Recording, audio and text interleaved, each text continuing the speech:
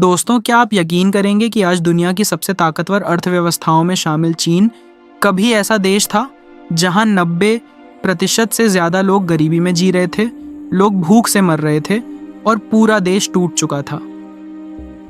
लेकिन सिर्फ 40 सालों में वही देश दुनिया की दूसरी सबसे बड़ी ताकत बन गया। आखिर ऐसा क्या हुआ? कौन सा जादू था जिसने सब बदल दिया?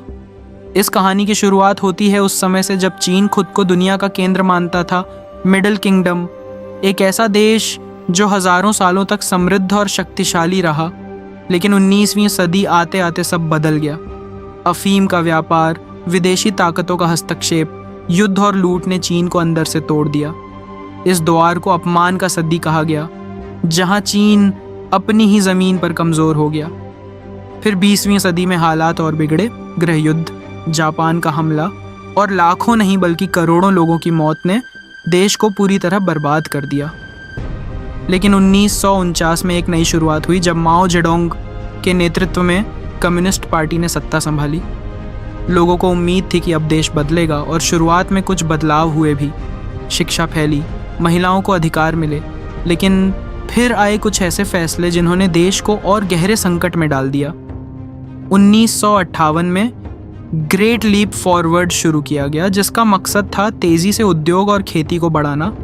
लेकिन खराब योजना और गलत नीतियों के कारण उत्पादन गिर गया, किसानों से उनकी ज़मीन का नियंत्रण छीन लिया गया और नतीजा यह हुआ कि इतिहास का सबसे भयानक अकाल पड़ा, जिसमें करोड़ों लोग भूख से मर गए। इसके बाद भी हालात सुधरे नहीं। 1966 में सांस्कृतिक क्रांति शुरू हुई, जहां माओ जेडोंग ने अपनी सत्ता मजबूत करने के लिए छात्रों की रेड गार्ड सेना बनाई, जिन्होंने बुद्धिजीवियों, शिक्षकों और विरोध करने वालों को निशाना बनाया।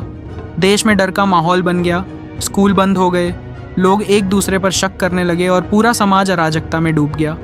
ऐसा लगने लगा कि चीन शायद कभी संभल नहीं पाएगा। लेकिन 1976 में माओ जेडोंग की मृत्यु के बाद एक नया अध्याय शुरू हुआ, जब 1978 में डेंग शाओपिंग सत्ता में आए और उन्होंने एक बिल्कुल अलग सोच अपनाई। उन्होंने कहा कि फ़र्क नहीं पड़ता बिल्ली काली है या सफ़ेद, अगर वह चूहे पकड़ती है तो वह अच्छी है। यानी विचारधारा से ज़्यादा ज़रूरी है परिणाम। और यहीं से शुरू हुआ चीन का असली परिवर्तन।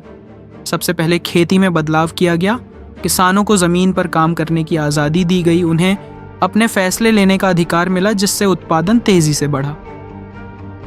फिर फैक्ट्रियों में सुधार किए गए, जहां काम करने वालों को ज़्यादा नियंत्रण दिया गया, जिससे उनकी मेहनत और उत्पादकता दोनों बढ़ी। इसके साथ ही शिक्षा पर भारी निवेश किया गया। लोगों को सिर्फ पढ़ाया नहीं गया, बल्कि उन्हें ऐसे स्किल्स सिखाए गए जो सीधे नौकरी और उद्योग में काम आए। फिर चीन ने अपने दरवाजे दुनिया के लिए खोल दिए। ओपन डोर पॉलिसी के तहत विदेशी कंपनियों को बुलाया गया, टैक्स कम किए गए, नियम आसान बनाए गए और ख़ास आर्थिक क्षेत्र यानी स्पेशल इकोनॉमिक जोन बनाए गए, जैसे शेंजन, जो कभी एक छोटा सा मछुआरों का गांव था, लेकिन कुछ ही सालों में एक आधुनिक शहर और टेक्नोलॉजी हब बन गया। बड़ी बड़ी कंपनियां आईं, लाखों नौकरियां बनी और धीरे धीरे करोड़ों लोग गरीबी से बाहर निकलने लगे। चीन ने इंफ्रास्ट्रक्चर, रिसर्च और टेक्नोलॉजी पर भी जोर दिया, जिससे वह सिर्फ मैन्युफैक्चरिंग हब नहीं बल्कि इनोवेशन का केंद्र भी बन गया। लेकिन इस तेज़ विकास की एक कीमत भी थी। राजनीतिक आज़ादी सीमित रही और 1989 का टियाननमेन स्क्वायर मैसेकर ये दिखाता है कि सरकार ने विरोध को कैसे दबाया।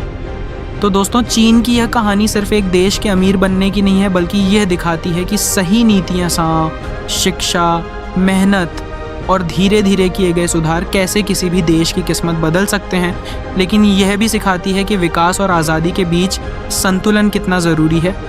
अब सवाल ये है, क्या बाकी देश, खासकर भारत और हम जैसे देश, इस कहानी से कुछ सीखेंगे या नहीं? यही सोच आपको इस वीडियो के बाद ज़रूर करनी चाहिए।